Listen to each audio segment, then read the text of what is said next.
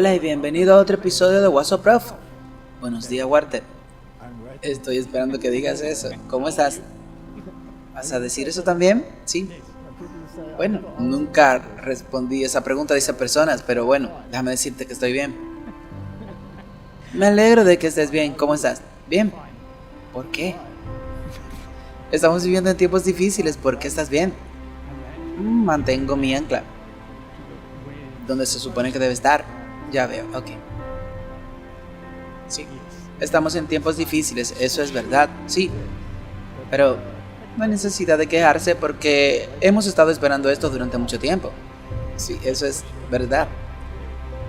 El problema es que algunas personas dicen que no estamos ahí. Bueno, ese es su problema. Comencemos con una oración. Padre Celestial, estamos en tiempos difíciles y te pedimos que por favor en esta discusión nos ayudes nuevamente para que podamos hablar y deliberar sobre lo que quieres que digamos. En el nombre de Jesús, amén. Bueno, Martín, te pondrás de pie y creo que el telón de fondo es muy apropiado. Hay un iceberg más adelante y la única forma de enfrentarlo es no pasar rozándolo como si fuera el Titanic, que se abre a paso y se hunde, aunque decían que era insumergible, sino afrontarlo. Y si chocas con un iceberg como ese, con todas tus fuerzas de frente, entonces las probabilidades de que el barco se sacuda terriblemente son bastante buenas, ¿verdad? Sí, eso es seguro. Creo que algunos podrían caerse por la borda, sí. Verdadero batido. Cuando sabes que hay un iceberg adelante y la orden es enfrentarlo, ¿no es un buen momento para abrocharse el cinturón de seguridad? Sí, para que no te caigas. Y añadir un poco de super pegamento, sí, para que no te caigas. ¿Qué opinas? Definitivamente creo que el momento es ahora. Ok, entonces no vamos a hacer ninguna ciencia espacial en este episodio. No vamos a hablar de los eventos. En la parte 2 lo haremos. Hablaremos de algunos de los acontecimientos que están teniendo lugar. Pero solo un pequeño repaso de nuevo de los conceptos básicos sobre qué es la confrontación y por qué es necesario enfrentarse al iceberg, ¿sí? La cosa es, hemos hecho tantos episodios y han pasado tantos años, quiero decir, me enviaste algunas preguntas de gente y luego volví al 2021 y vi, vaya, tal vez podamos refrescar algunas de estas cosas nuevamente porque no sé cuántas personas vuelven y ven eso. No lo ven. Ahora, ¿cuánto hay ahora? Ni siquiera sé cuánto hay, solo de la serie What's Up Prof. Sí. Este es el 233 o el 234, ok. Entonces la gente no quiere repetir 234 episodios, 234 videos en media hora o 1 hora y media de duración. Así que lo entiendo. Quiero hacer un pequeño resumen de cuál es el verdadero problema y por qué es importante que nos preparemos para enfrentar este iceberg. Sí, en realidad, si el protestantismo hubiera hecho bien su trabajo, no habría ningún iceberg. Eso es cierto. Sí, porque entonces se habrían separado completamente y habrían conservado la fe y la fe verdadera y la pura. Ahora, todos están confundidos, sí. Así que Martín, hagamos un repaso nuevamente. Sé que ya lo hemos mostrado antes, pero este es el catolicismo pre-Vaticano II y su pensamiento. Y si vamos a los documentos del Vaticano II, entonces uno de los papas anteriores, Ratzinger, que fue el Papa Benedicto, ¿recuerda? Dejó absolutamente claro que la posición católica desde el Concilio de Trento no había cambiado en absoluto. Así que es precisamente la forma en que fue presentado en el Vaticano II lo que hizo que algunas personas creyeran que la Iglesia Católica había comprometido y se había alejado de algunas de sus posiciones. Pero Ratzinger dejó absolutamente claro entonces que todavía, bueno, cuando no era Benedicto, él era el jefe de la Congregación de Doctrina de la Fe, que es la Inquisición, que primero fue dirigida por otra orden de la Iglesia Católica, pero finalmente fue dirigida por los jesuitas. y su sede estaba en Roma, en el mismo edificio donde estaba la Inquisición. Y él dijo, las otras iglesias no son hermanas nuestras, porque ella es la madre, por lo tanto las demás solo pueden ser hijas, ¿verdad? Y tienen que volver a la madre. Y esa es toda la base del movimiento ecuménico. Y si te unes a ese movimiento ecuménico, básicamente es un reconocimiento de que quieres dejar de lado las diferencias doctrinales en aras de la paz, la armonía y la unidad. Eso es exactamente lo que es. Así que se deja de lado la verdadera doctrina de Jesús. Y el Papa Francisco dejó muy claro que la doctrina no debía ser un criterio en el movimiento ecuménico. Tuvimos que concentrarnos solos en aquellas cosas en las que estaban de acuerdo y el resto se dejó de lado. Lo bueno es que las cosas en las que a veces están de acuerdo no eran bíblicas, pero se basan en la tradición, tanto en el catolicismo como en el protestantismo. Y en nuestras conversaciones con Lennox y con Douglas Grissom quedó absolutamente claro que el protestantismo no iba a darle la espalda a la tradición, pero se iban a aferrar a ello a pesar de un contraargumento bíblico muy claro. Sí. Así que eso quedó claro. Entonces todo esto, y lo hemos visto ahora en los discursos que se han hecho y todo esto sobre la iglesia y el Estado, Trump ha dejado muy claro que no van a dar marcha atrás ahora. Bueno, volvamos a este video. Sé que lo hemos mostrado antes, pero solo para dejar muy claro lo que cree el catolicismo conservador. La Iglesia Católica, la dimensión humana, ha sido invadida por la herejía protestante. Cuando hablamos de la iglesia y de lo bueno, en realidad es de lo que estamos hablando. Ese gran grupo de católicos que se han unido a la mentira que es el protestantismo. El protestantismo es una mentira porque es una herejía. Hemos estado tratando este tema toda la semana y las herejías como el sismo conducen al infierno para los impenitentes. Aquí está el problema. Todas y cada una de esas creencias las obtuvieron del catolicismo. Punto. No se le ocurrió así por sí solo. Estamos encantados de compartirlo. Simplemente tómalo todo. Cuando Martín Lutero y sus seguidores salieron de la iglesia, se llevaron algunas cosas consigo, esas creencias entre ellos. Y luego, a lo largo de los siglos, los seguidores de Lutero han tomado esos tesoros católicos y los han distorsionado casi hasta hacerlo irreconocible. En el área de la teología, por ejemplo, los protestantes no tienen ni idea de las Sagradas Escrituras, aunque todos bailan como si lo hicieran. Lo interpretan por sí mismo y lo completan los espacios en blancos a medida que avanzan, básicamente inventándolo. Lo que crea es un ambiente donde, en lugar de ser instruido por las Escrituras, uno los instruye. Los protestantes imponen sus creencias personales a los textos y los distorsionan para que signifiquen lo que más les gusta. No son una iglesia. Normalmente no son más que una organización sin fines de lucro que se reúnen 1 o 2 veces por semana y ocasionalmente acierta algunas escrituras, pero la mayoría de las veces naufragan en los textos sagrados porque han negado la autoridad de la Iglesia Católica, que le dio al mundo la Biblia. Es nuestro libro, no lo tomas y luego nos dice lo que significa. Y luego haber negado la autoridad de la Iglesia para interpretarlo correctamente, a pesar de que nuevamente la Iglesia lo produjo. Luego reclaman un derecho que no poseen, la capacidad de interpretar las Escrituras. Niega la eficacia de los sacramentos, especialmente la presencia real de Cristo, el cuerpo de Cristo, la sangre, el alma y la divinidad, la Eucaristía. Tuerce y distorsiona las Sagradas Escrituras con el aire egoísta de decirle a las congregaciones lo que quieren oír. No somos esencialmente todos iguales, lo que en esencia significa que niegan la iglesia, y que niegan a la iglesia niega a Cristo. Ningún libro de la Biblia, por ejemplo, pretende ser inspirado, ni uno. Sin embargo, los protestantes siguen insistiendo en que la Biblia está inspirada. Bueno, dado que la Biblia misma ni siquiera afirma eso, entonces ¿por qué lo creen? Martín, un momento de silencio. Parece apropiado para el alma de este pobre hombre. Sí, ok. Así que ese tipo de pensamiento sigue vigente dentro del catolicismo. Y aunque la fachada hacia el exterior es reconciliadora, en el interior es exactamente lo que vemos aquí.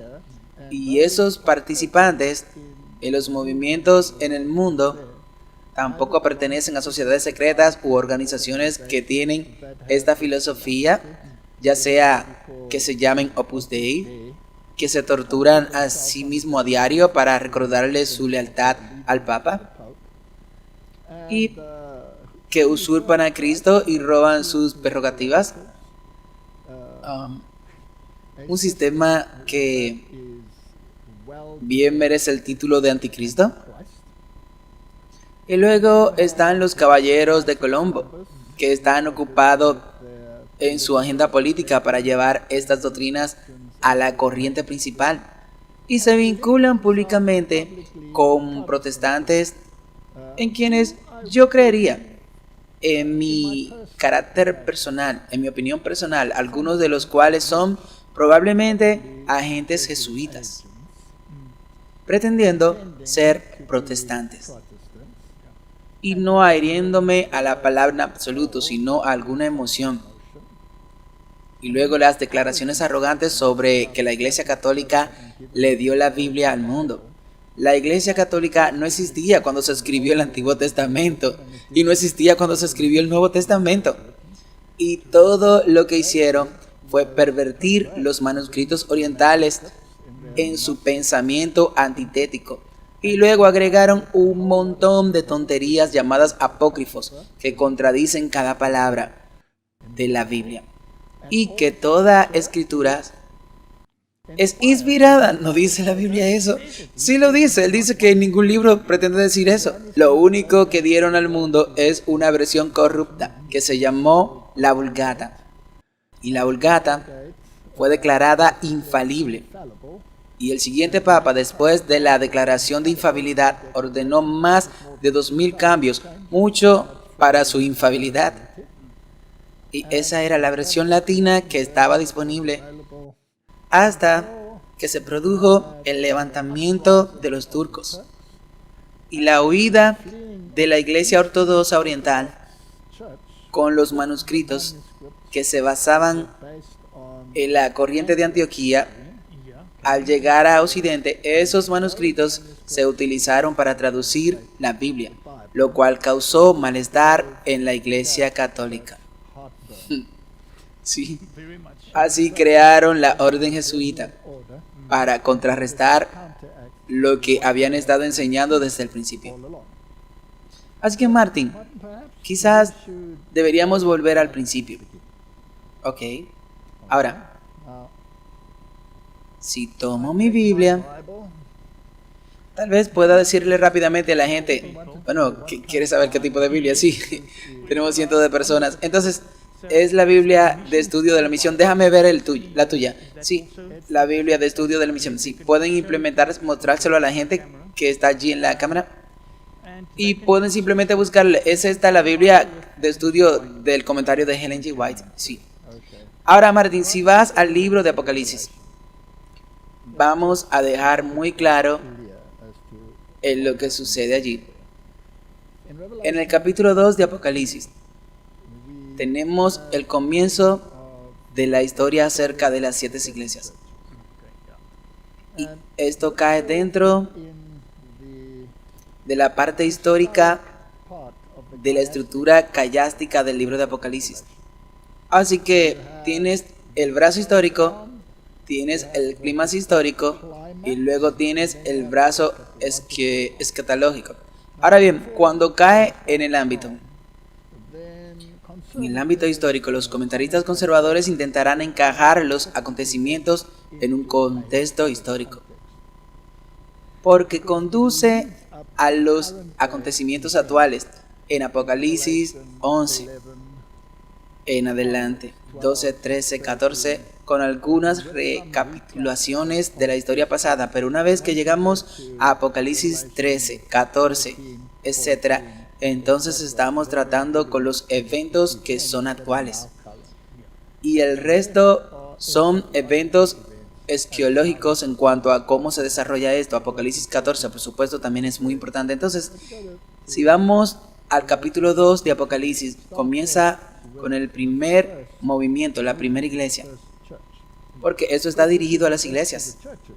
Así que obviamente estamos tratando con iglesias, con la filosofía de las iglesias, con la enseñanza de las iglesias y con las condiciones que enfrentan. Ahora, no voy a hacer un estudio bíblico sobre las 7 iglesias. No es nuestro punto aquí. La primera iglesia era pura. Era una iglesia que tenía la verdad. Pero se estaban volviendo complacientes. Así que se estaban quedando dormidos. Sí, se estaban quedando dormidos, complacientes. Así que yo conozco tus obras y sé que eres paciente y cómo no soporta a los malos y has prosperado.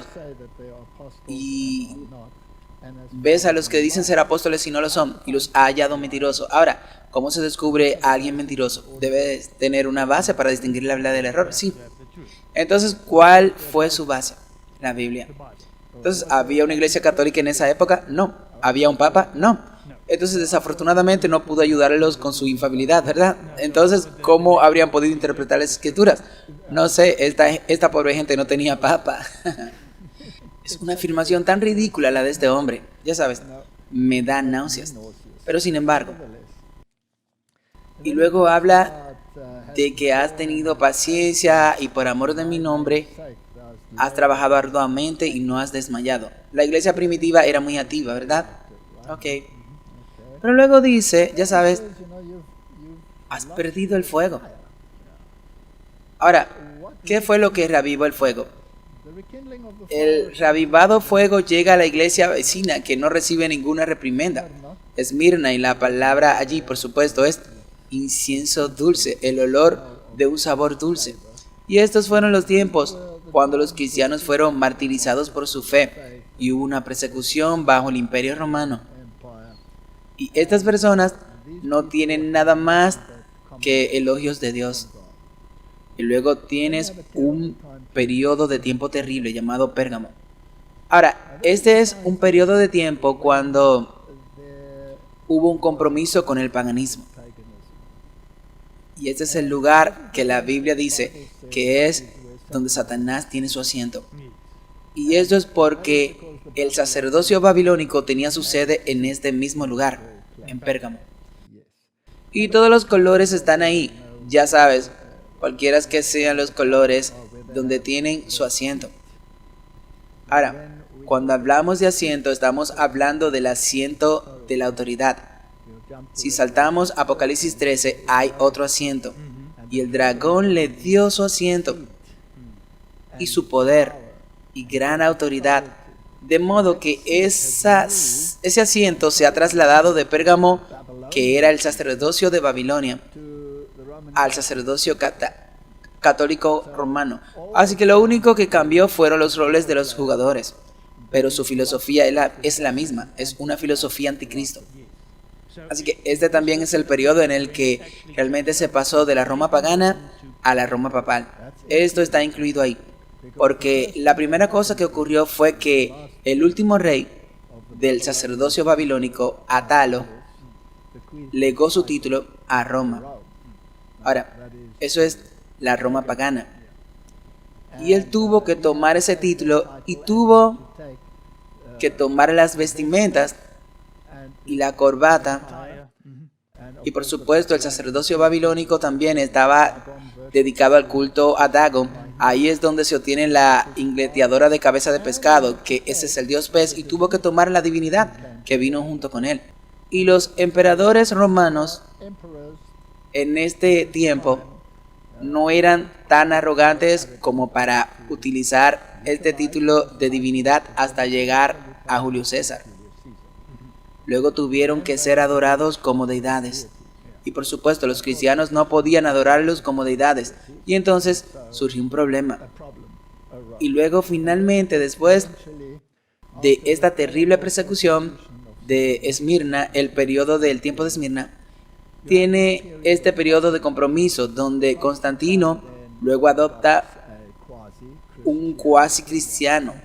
Y el paganismo y el cristianismo se fusionan. Esto es algo muy peligroso.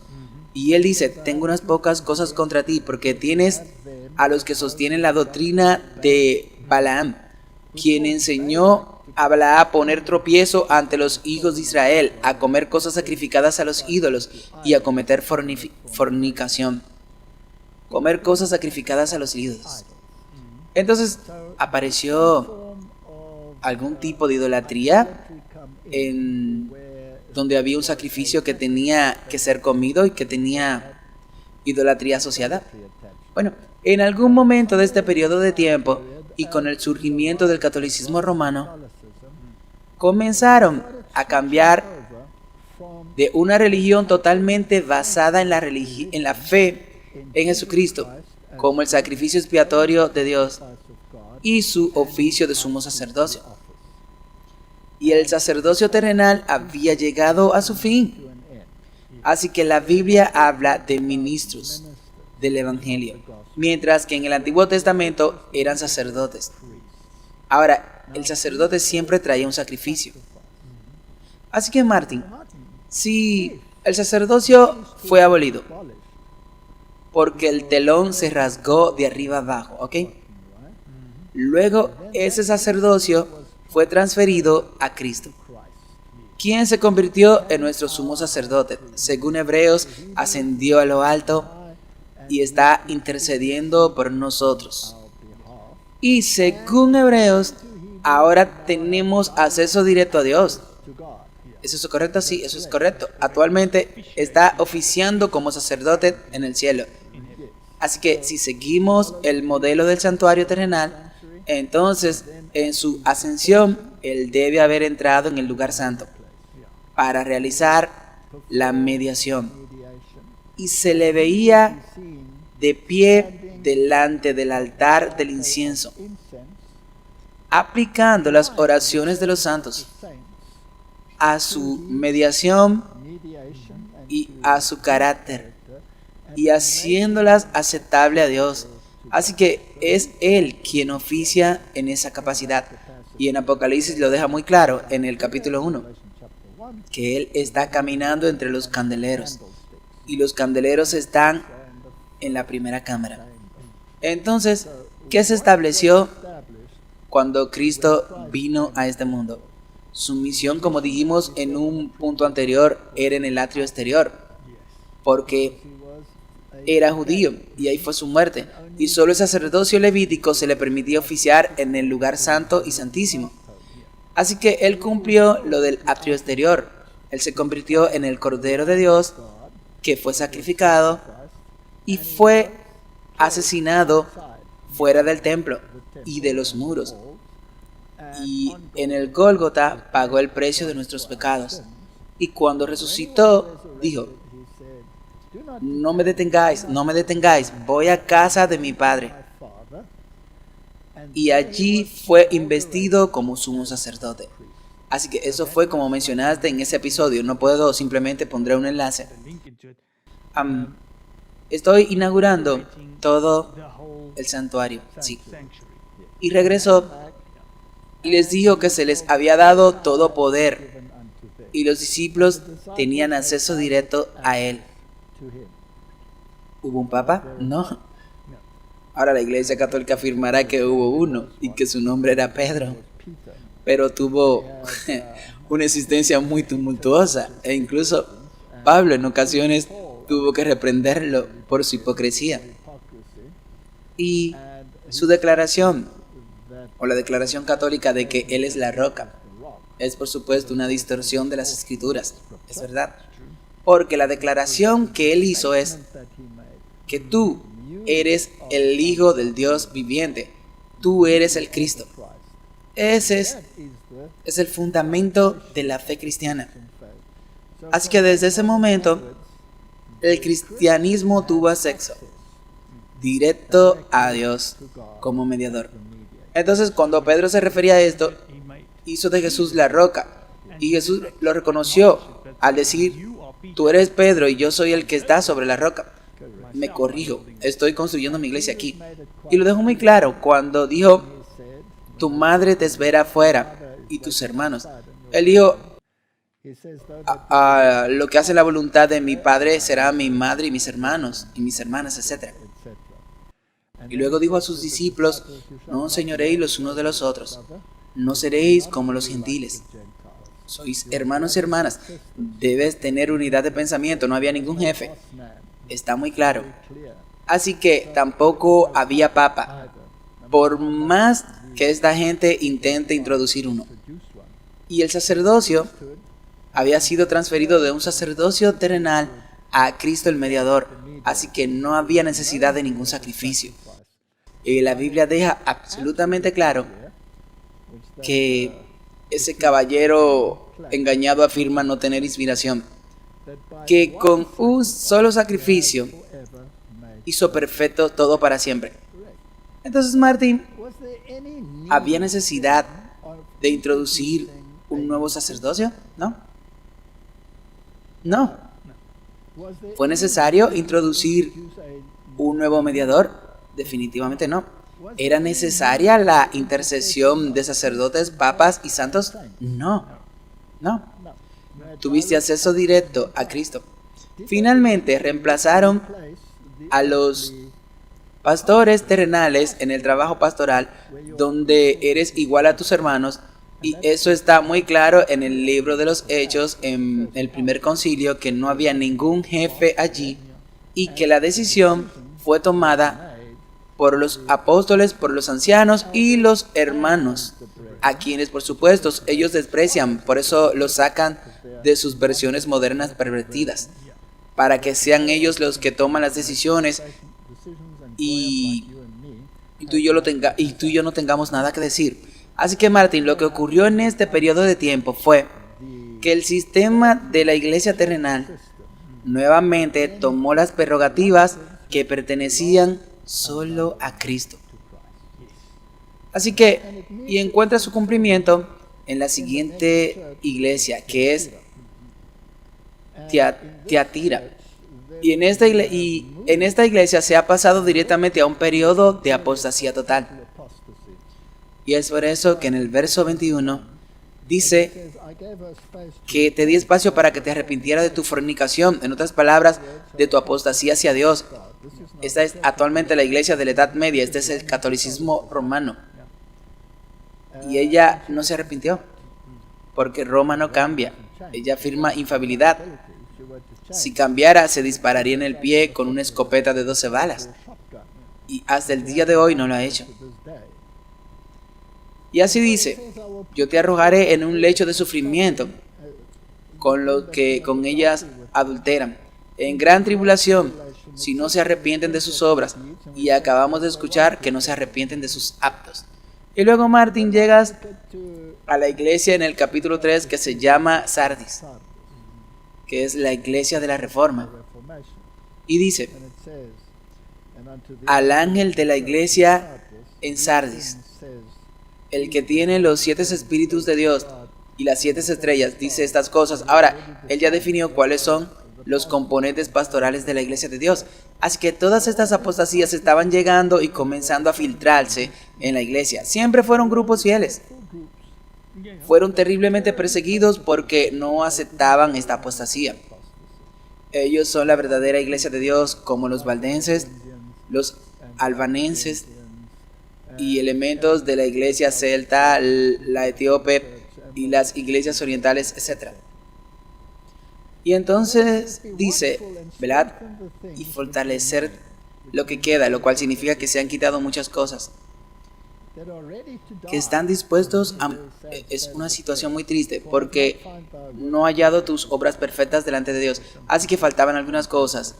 Y el Señor en el video dijo correctamente que tomaron muchas tradiciones del catolicismo romano y las conservaron en lugar de exponerlas y ponerlas en el bote de basura donde pertenecen. Uno de ellos son los sacramentos. Porque si fueran ciertas, Martín, entonces algo que tú realices, un ritual, tendrá poder salvador, lo cual por supuesto es una tontería. Solo la transformación del corazón y una aceptación de Cristo como su salvador personal y no otro mediador 10 Ave María y un rosario no serán suficientes. Así que aquí hay un problema serio. Entonces, si quieres ir a las retribuciones que Dios envió a las iglesias, entonces saltaría a Apocalipsis capítulo 8. Ahora, en Apocalipsis capítulo 7, o incluso antes de eso, en Apocalipsis capítulo 6, tenemos los 7 sellos. Ahora, los 7 sellos también cuentan la misma historia que escuchamos en las 7 iglesias, y sigue esa secuencia. Y muestra a los heraldos del Evangelio como caballos corriendo por la tierra. Y el primero, por supuesto, tiene el Evangelio puro, que es un caballo blanco. Y luego se convierte en un caballo rojo. Y recuerda que Esmirna fue el tiempo de persecución, el martirio y sangre. Y luego se convierte en un caballo negro, que es Pérgamo, trayendo todo el paganismo, las doctrinas paganas. Y luego tienes un caballo pálido, que es el sistema católico romano, que está muerto. Está muerto, está pálido, es un esqueleto, se ha ido, ¿ok? Entonces sigue la misma secuencia. Ahora, ¿por qué se ha ido? ¿Por qué se ha deshecho de Cristo como mediador? Han establecido un sistema terrenal y han establecido la misa. En realidad, ellos establecieron el sistema del anticristo. Ahora bien, ¿no es eso idolatría? ¿Y enseñar a la gente a comer alimentos sacrificados a los ídolos? Sí, correcto. Así que eso es idolatría, porque con un solo sacrificio hizo perfecto para siempre, y Roma no puede escapar de esa teología, porque afirman que el sacrificio de la misa es uno y el mismo que el sacrificio de la cruz. Así que no pueden repudiarlo porque se consideran infalibles. Ahora, el protestantismo corrigió eso y dijo: no, la misa es solo un recordatorio, y deshagámonos de la palabra misa de paso, deshagámonos de la palabra Eucaristía y llamémoslo simplemente Santa Comunión. Es un recordatorio del único sacrificio que nos hizo perfectos para siempre. Así que, Martín, fueron los juicios que afectaron a la iglesia cuando pasó de un evangelio puro a un evangelio purificado, luego a un evangelio comprometido y finalmente a un evangelio muerto. ¿Ok? Habían carroñeros que vinieron. Ahora volvamos al antiguo Israel. Cuando el pueblo de Dios se volvió apóstata, ¿cómo lidió Dios con eso? Bueno, es duro. Ellos estaban en el exilio o fueron llevados al exilio. ¿Quién los llevó al exilio? Las naciones paganas. Así que cuando eran apóstatas, ¿eran los filisteos quienes lo controlaban? ¿Sí? ¿O los moabitas junto con los amonitas? ¿O los sirios? ¿O los babilonios? ¿Fueron castigados? Sí, para hacerlo entrar en razón. Y por supuesto, todos ellos se arrepintieron después de aquellos castigos. ¿Ok? ¿Por qué te ríes? A veces se producía un gran arrepentimiento que solo duraba un poquito tiempo, y luego mataban a todos los que estuvieran asociados con aquel que provocó el arrepentimiento. Sí. Ok, así que utilizó naciones paganas. Ahora, lo mismo ocurrió en la cristiandad. Él trajo naciones paganas para atacar. Y el imperio romano se había cristianizado, pero era un cristianismo paganizado comprometido. ¿Es entonces lo mismo que ocurrió en Israel? Sí. Ok. Entonces de repente llegan los yunos y se produce un azote masivo. Les amenaza con exterminarlos, etcétera, etcétera, ¿verdad? Y luego finalmente Dios se apiada y los yunos desaparecen de la historia. Y luego una tribu gótica tras otra llega y ataca a Roma y, ¿sabes?, trae a otras, y ahora todas están cristianizadas. Pero el Imperio Romano fue destruido por una invasión tras otra, ya fueran los ostrogodos, ya fueran los visigodos, ya fueran los érulos, fueron derrotados, ¿ok? Así que Martín, ¿por qué trajo Dios estos sunos? Entonces ya sabes, si vamos a las trompetas. Ahora algunas personas quieren lanzar las trompetas hacia el futuro. Pero como dije, creo que en realidad pertenecen al brazo histórico de las escrituras. Y la cuestión es que no tenemos que recorrer todas las trompetas y decir que Scourge fue, porque hay diferentes opiniones. En mi opinión, realmente no importa si lo obtenemos con exactitud o no, si era un Larit o si era este o aquel, sabes que era parte de la cicatriz. Pero nuestros pioneros interpretaron algunas de estas cosas como la trompeta de una manera muy específica. Algunos de los últimos se combinaron con Turquía, etc. Y el Imperio Otomano y la caída del Imperio Otomano. No voy a ir allí, me interesa la primera parte. Así que vamos desde el capítulo 8 a partir del versículo 2. Y vi allí 7 ángeles que estaban en pie delante de Dios y se le dieron 7 trompetas. Ahora, las trompetas eran siempre el anuncio de un gran acontecimiento, ya sea un acontecimiento positivo como la entrega de la ley en el monte Sinaí. Habrá un gran sonido de trompeta en la segunda venida de Cristo, pero también hubo movilizaciones para la guerra. Y vino otro ángel y se paró ante el altar con un censor de oro. Entonces, ¿qué altar es ese? Bueno, el altar del incienso en el lugar santo. Ahora, ¿quién es el único que realmente medía en el altar del incienso? Cristo, ok. A Cristo se le asocia a menudo con la palabra ángel. Incluso en el Antiguo Testamento, el ángel del Señor recibió adoración. Por lo tanto, debía haber sido Dios. Por lo tanto, debía haber sido Cristo, ok. Entonces vino otro ángel y se paró ante el altar con un censor de oro.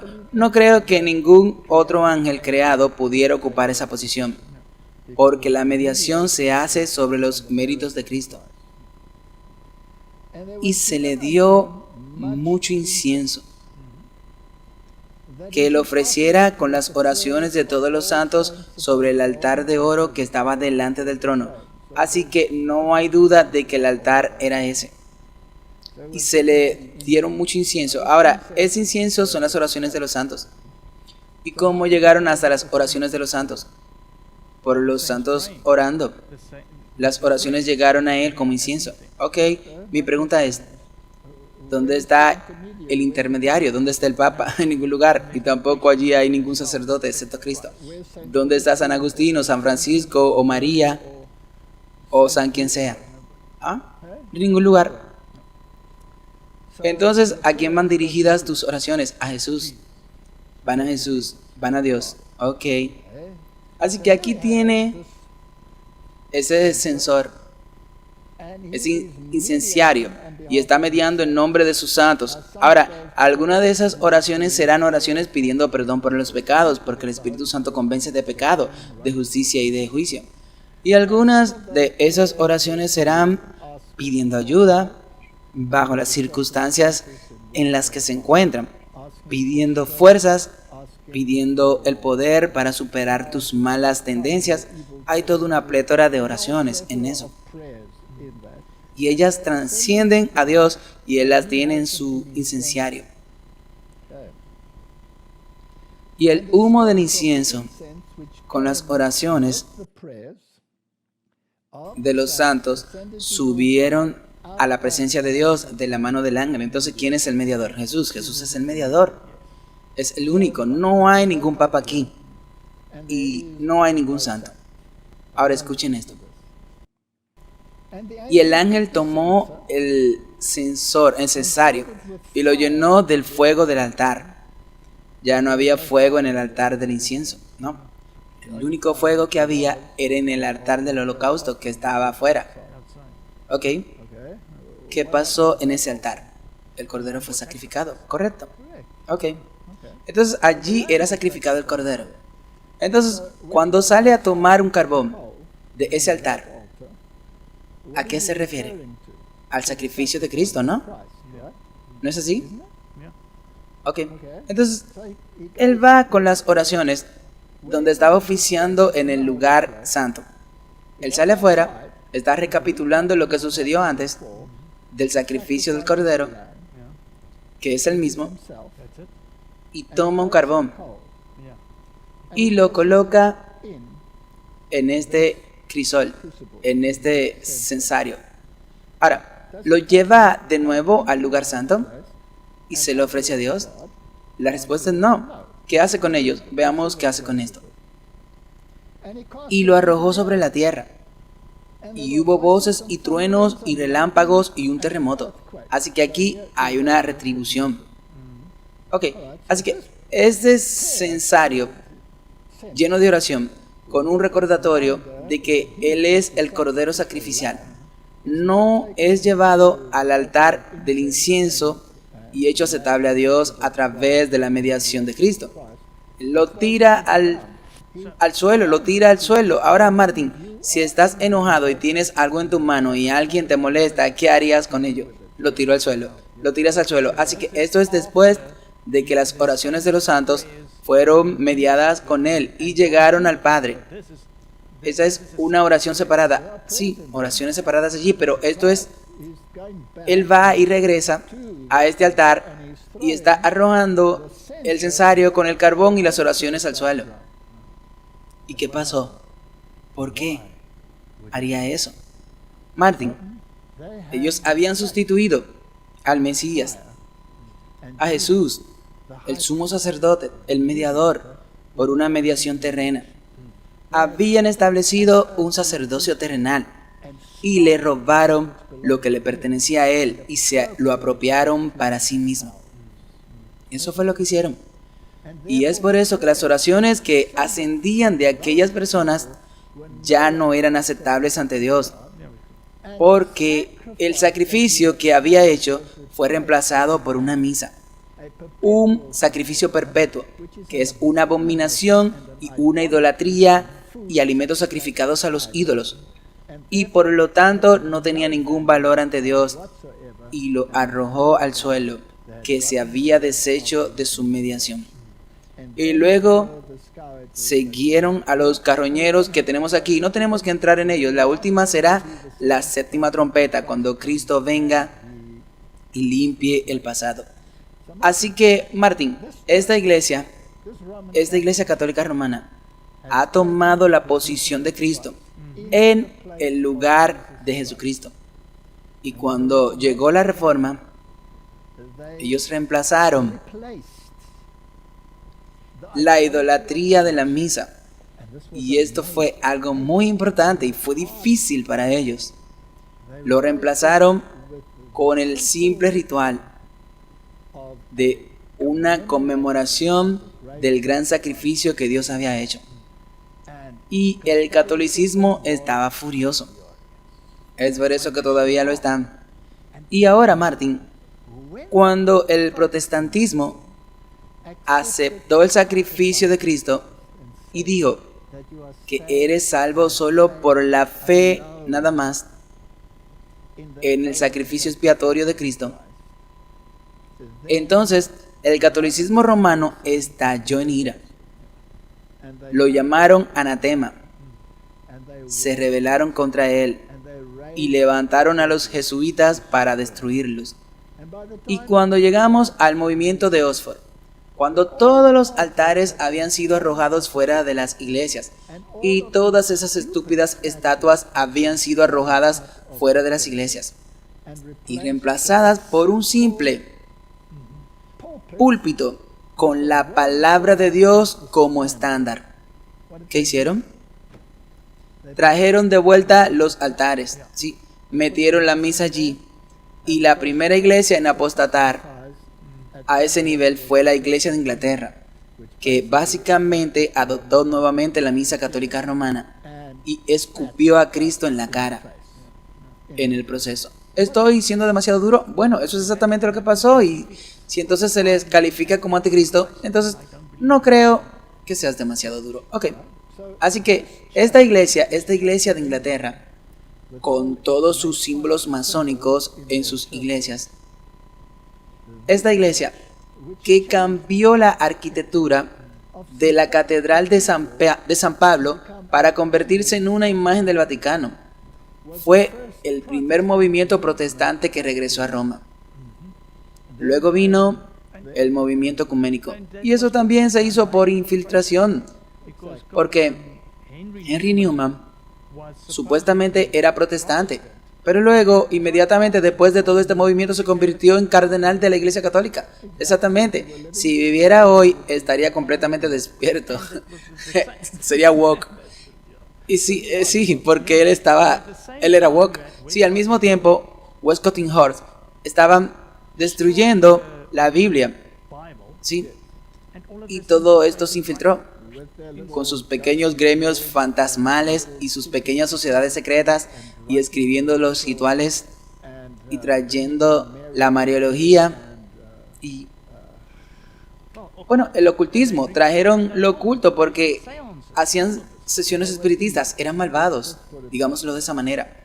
Y hoy, esos son los manuscritos que la Iglesia Católica Romana prescribe y ama, donde Jesús es hecho mentiroso y todo su ministerio es negado a nada menos que un gemido o nada más que un gemido. En cualquier caso, esa es la historia. Así que, Martín, los jesuitas y la contrarreforma. Así que leamos lo que está escrito aquí en la historia del protestantismo por W. White. Y creo que es importante, ya hemos escuchado esto anteriormente en ese video, lo malo y lo malvado que es el protestantismo. Sí, según el Vaticano.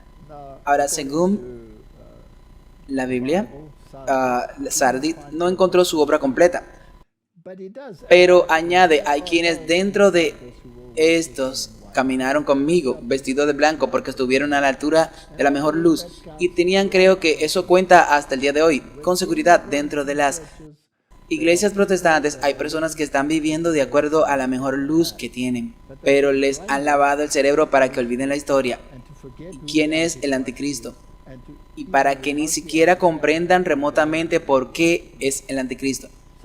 Así que Wiley Robb escribió que el protestantismo no es únicamente el resultado del progreso humano, no se trata de un mero principio de perfectibilidad inherente a la humanidad y considerado uno de sus poderes innatos, en virtud del cual, cuando la sociedad se corrompe, puede purificarse. En otras palabras, lo que está diciendo Martin es que no es un movimiento humano, es un implante divino, porque no tenemos la capacidad de purificarnos, no. Y lo único que se supone que debía hacer el protestantismo era devolver la verdad a la luz.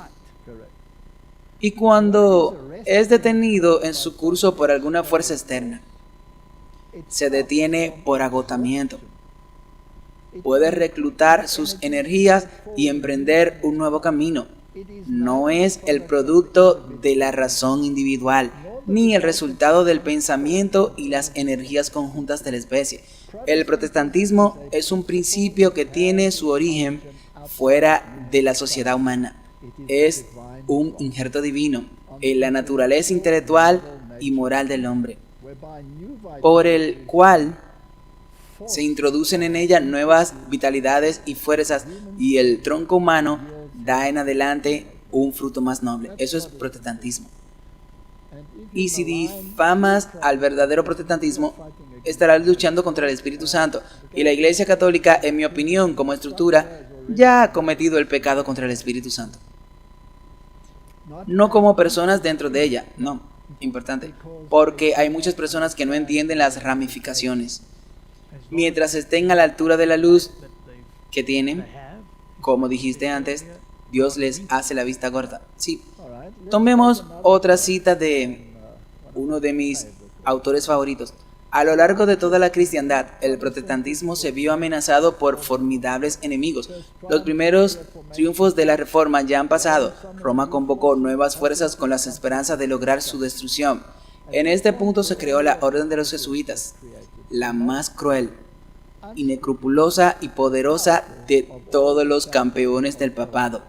Martin, si piensas en la persecución dominicana y piensas en las otras órdenes del catolicismo y piensas en la Inquisición antes de que existieran los jesuitas, ¿eran despiadados? Sus cámaras de tortura son cámaras de horror. Y estas personas eran las más despiadadas y las más crueles. Así lograron superar cualquier forma de maldad sobre la tierra. No había crimen demasiado grande para ellos que no lo cometieran, ningún engaño demasiado vil para ellos que no lo practicaran, ningún disfraz demasiado difícil para ellos que no lo asumieran, comprometidos con la pobreza y la humildad perpetuas. Su objetivo estudiado era conseguir riqueza y poder para dedicarlos al derrocamiento del protestantismo y al restablecimiento de la supremacía papal. Así que continúa diciendo que llevaban este manto de santidad, llamándose la compañía de Jesús, etc. Pero bajo este exterior intachable se ocultaban a menudo los propósitos más criminales y mortales. Un principio fundamental de la orden era que el fin justifica los medios, así que podían mentir, podían asesinar, podían torturar, podían hacer lo que fuera necesario. Según este código, la mentira, el robo, el perjurio y el asesinato no solo eran perdonables, sino encomiables. Y mientras servían a los intereses de la iglesia, bajo diversos disfraces, los jesuitas se abrieron camino hasta ocupar cargos de Estado, llegando a ser consejeros de reyes y moldeando la política de las naciones.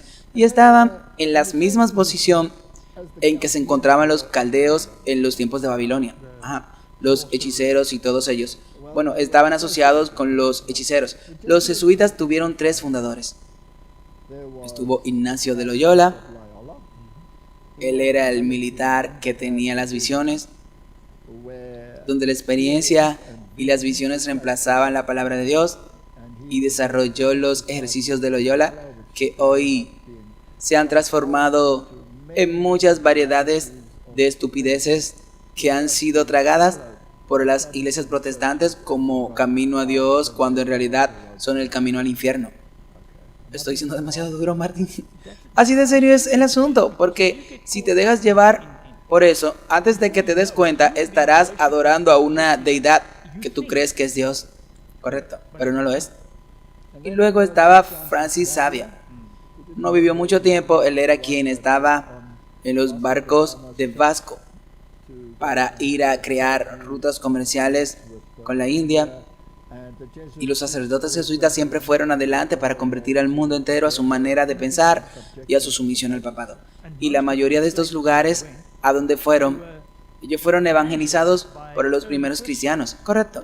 Entonces, cuando llegó a la India, se encontró con los cristianos Tomás, que guardaban el sábado. Se horrorizó porque no estaban sujetos al Papa y guardaban el domingo pagano en lugar del sábado bíblico. Entonces instituyó la Inquisición en Goa para erradicarlos, y luego utilizaron a las naciones que tenían bajo su poder para invadir esas naciones y establecer estructuras políticas que estaban bajo el control de Roma. Así que el tercero fue Peter Faber. Él era alemán, era intelectual y era filósofo, y él trajo los aspectos ocultistas espirituales a la contienda, y juntos formaron una ilustre olla de doctrinas activadas por demonios. Trinidad impía, una Trinidad impía. Muy bien dicho.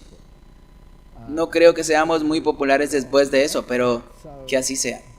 Y hasta el día de hoy, como mostramos en el anterior, son elogiados en las páginas web del Vaticano, porque la Compañía de Jesús se centra en la investigación intelectual. Cualquier investigación que haga Dios menos de lo que es, como la evolución, con sus compinches jesuitas que falsificaron el engaño de Piltdown y todos estos temas, y su influencia sobre gente como Charles Darwin, eliminando a Dios del currículum de las escuelas de la educación superior, entrenando a los presidentes, trayendo drogas al mundo son la organización más repugnante que jamás haya existido.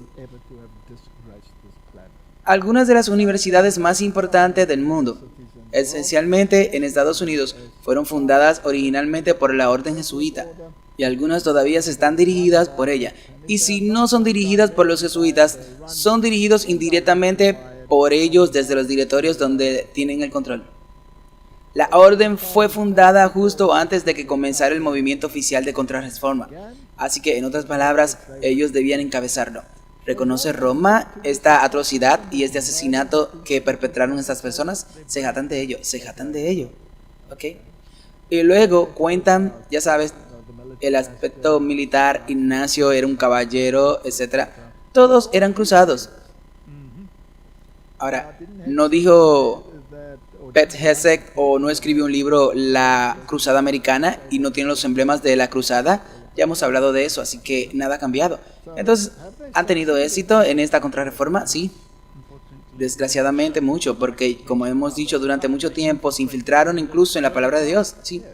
Entonces, Ignacio reunió a su alrededor a 6 hombres y tomaron votos especiales debido a su educación militar y al hecho de que los miembros masculinos de la sociedad estaban dispuestos a aceptar cualquier misión en cualquier parte del mundo y convertirse en soldados en interés de la fe y de su iglesia. Entonces son una orden militar, ¿ok?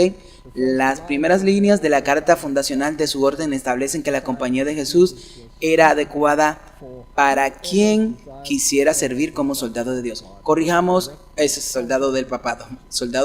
Ellos se están mintiendo. No están sirviendo a Dios, están sirviendo al diablo. Ese video en el que ese tipo dijo que todo se trata de negar a la autoridad de la iglesia. Correcto. Ignacio fue su primer líder. El título que tomó es el del general superior y lo conserva hasta el día de hoy. Y si quieres conocer su arte de guerra, entonces ve a ver el episodio de Greta y Marta y verás ese video de nuestra serie que puede ser muy adecuado. Ignacio escribió su visión de la orden excepcional que había fundado en un documento llamado La Fórmula del Instituto de la Compañía de Jesús. Este fue el documento fundacional de la orden al cual debían ajustarse todos los demás documentos. Ignacio Loyola se aseguró entonces de que su fórmula estuviera anclada a la ley papal, definitivamente no a la ley bíblica, mediante la firma de 2 leyes en papel, una en 1540 por el Papa Pablo III y otra en 1550 por el Papa Julio III. Y la fórmula describía la naturaleza y el propósito de la nueva orden y el tipo de espiritualidad y comunidad que construirían, que no era bíblica, sino basada en el espiritismo. Y es la adoración a los demonios. Y están tan infiltrados en el cristianismo y en el protestantismo que resulta nauseabundo. Sí. Y no puedes detectarlo porque tiene todo tipo de formas. Ya sea que estemos hablando de la iglesia con propósitos definidos, lo que sea, todas ellas corren hacia el papado. Y no tenemos que entrar en la historia, que es bien conocida, ya sea que estemos hablando del Palacio de Cristal de Shula, que eventualmente, por supuesto, se convirtió en un palacio de cristal de la Iglesia Católica Romana, y básicamente lo transfirieron a los verdaderos propietarios originales. Así pues, los jesuitas afirmaban que la reforma de la iglesia debía comenzar con la conversión del corazón del individuo a los ejercicios espirituales que le llevan a aceptar al Papa como su guía espiritual. Los jesuitas creen que el retiro de Ignacio, los ejercicios espirituales, es una de las maneras de lograr esta conversión. El retiro dura 4 semanas. Es un periodo de silencio durante el cual se practica una serie de meditaciones directas sobre la vida de Jesús. Así que no hablas, solo meditas. Pero no meditas en la palabra. Tú tienes una experiencia literal con el mundo espiritual. Sí, con tus sentidos. Sí. Y los protestantes y algunas personas descarriadas, probablemente de nuestras propias iglesias, participan en esta tontería. Así que en la Iglesia Católica hoy los jesuitas son una de las órdenes religiosas más grandes de sacerdotes y hermanos. Así que el general actual es Atula Nicolás. Este es un poco desactualizado en la página del Vaticano. Deberían actualizarlo. Sea quien sea el próximo, probablemente ya saben quién será para poder enfrentar la Escritura un día y la ira del Cordero.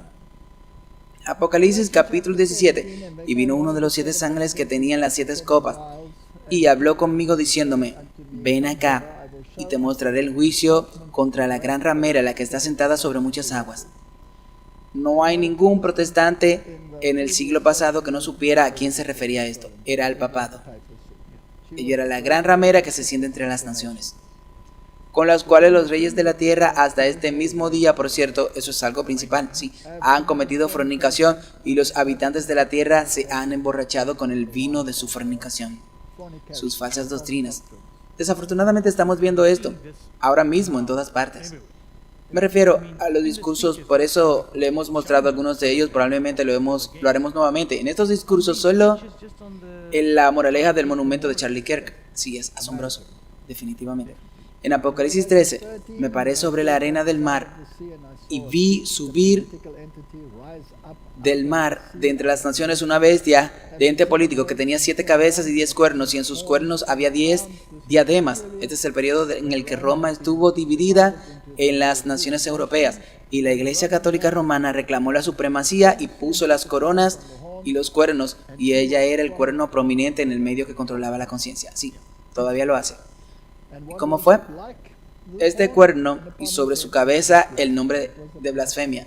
Era un poder blasfemo porque afirmaba la infalibilidad y decía que era el camino a la salvación, que era a través de sus sistemas sacramentales, etcétera, que no tiene ningún mérito, porque solo un corazón transformado tiene mérito. En el libro El conflicto de los siglos leemos lo siguiente: un estudio de la Biblia con oración mostraría a los protestantes el verdadero carácter del papado y haría que lo aborrecieran y lo evitaran. No entrar en concilio ecuménico con ella, exactamente, y muchos menos convertirse en vicepresidente de su consejo ecuménico, inclinándose ante los altares y pretendiendo bendecir a la gente a través de esta cultura pagana. Pero muchos son tan sabios en su propia opinión que no sienten la necesidad de buscar humildemente a Dios para ser guiado por la verdad. Aunque se enorgullecen de su iluminación, son ignorantes tanto en las escrituras como del poder de Dios. Martín, no puedes alinearte con el sistema que ha excluido a Cristo de la mediación. No. Ni siquiera para hacer el bien. No. Y no importa cuán pomposas sean tus ceremonias, y cuántas vestimentas uses, y cuántos tapetes te pongas en la cabeza, y cuántos bloques legales te ate al cuerpo, y las fajas, no va a impresionar a nadie, especialmente a Cristo. Él dice que no hace acepción de personas, no. Así que Martín, el iceberg que tenemos que afrontar es una teología falsa. Por eso era necesario predicar el nuevo evangelio eterno. Todo un sistema falso de religión que se ha basado en el compromiso y que va a anular la ley de Dios y hacer que la autoridad en su vida sea el sistema papal, porque su herida tiene que sanar. Y el protestantismo le va a dar ese poder. Y usted y la orden jesuita se han infiltrado en todo y en cada aspecto de la vida para lograr esto. Correcto. Y ahora, Martín, la cuestión final la hemos dicho hace mucho tiempo. Es por tanto la autoridad de Dios y su mediación. Ahora, el único mandamiento que señala con absoluta precisión la autoridad de Dios es el sábado, el 4º mandamiento, y describe quién es este Dios. Sí. Entonces te dice quién es Dios y por qué tiene jurisdicción sobre tu vida. Porque te creó. En 6 días Él creó los cielos y la tierra, y es por eso que te ordenó guardar el sábado. Y no debes trabajar en ese día, ¿ok? Y luego si vas al libro de Deuteronomio, entonces lee lo mismo, 10 mandamientos allí, porque Él es tu Redentor, Él te salvó de la esclavitud. simboliza a Egipto, pero la verdadera salvación fue salir de la idolatría del pecado. Él fue el creador y Él es el recreador, correcto, así lo lees en Ezequiel 20:12. Ahora recordemos que Ezequiel fue un profeta del exilio. Él mismo era un exiliado, sí, en Babilonia, sí. Jeremías era el profeta en Jerusalén que les decía que lo que estaban haciendo estaba mal y que quebrantaban el sábado. Y tiene un capítulo entero sobre por qué estaban quebrantando el sábado. Y lo echaron en los calabozos, y lo echaron en el mar, y lo trataron como a un perro. Y Ezequiel añadió, además les di mis sábados, para que fuesen una señal entre mí y ellos, para que supieran que yo soy el Señor que los santifico. Allí tienen todo el torneo de tiro. Así que, ¿de dónde viene entonces nuestra santificación y nuestra mediación? De Cristo, el Señor. Isaías capítulo 58, Él es el Señor y por eso les dio el sábado. Entonces, ¿cuál es el día del Señor? El sábado.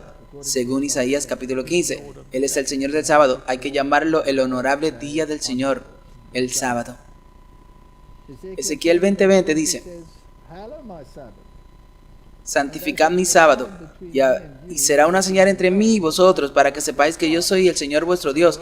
Así que la Iglesia Católica Romana tratará de convenceros de que el pacto es ahora un nuevo pacto, y que el día ha sido cambiado.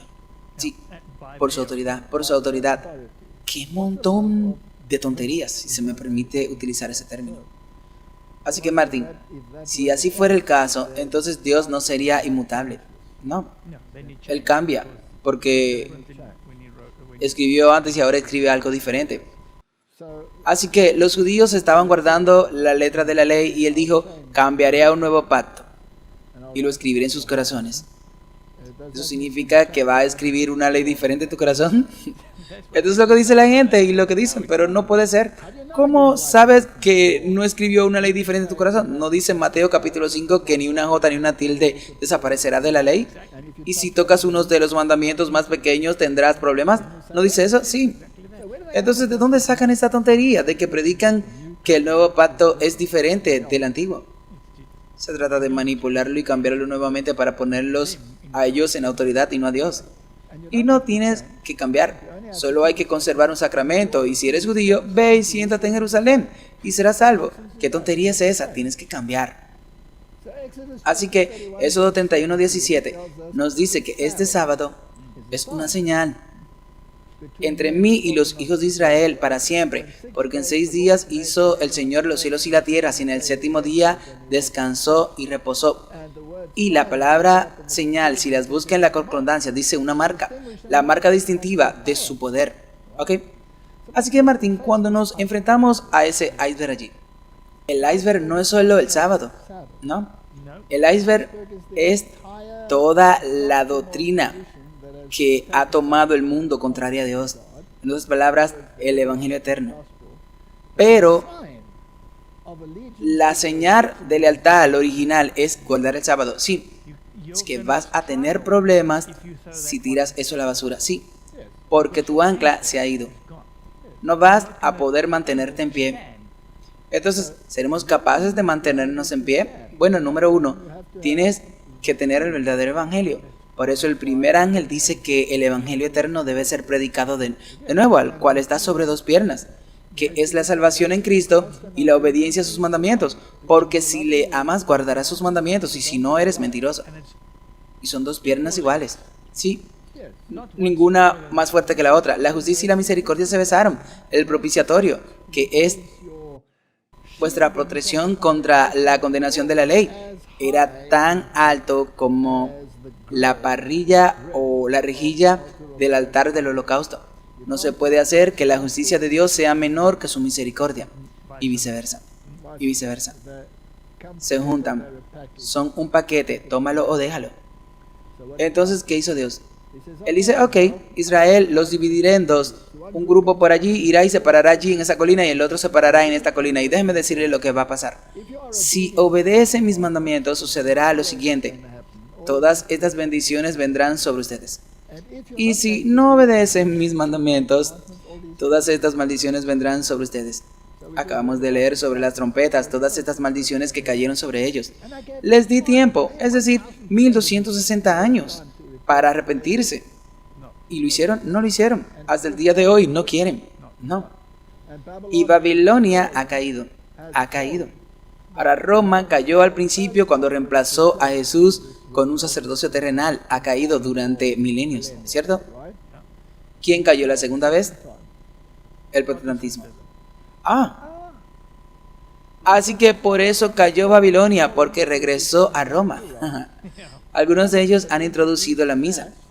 Y los protestantes piensan, bueno, esto es genial, participaremos en esta Eucaristía también. Y luego se comen un pedazo de pan idolatrado, lo cual no tiene ningún sentido. ¿Alguna vez has leído el libro 50 años en la Iglesia de Roma? No, no del todo.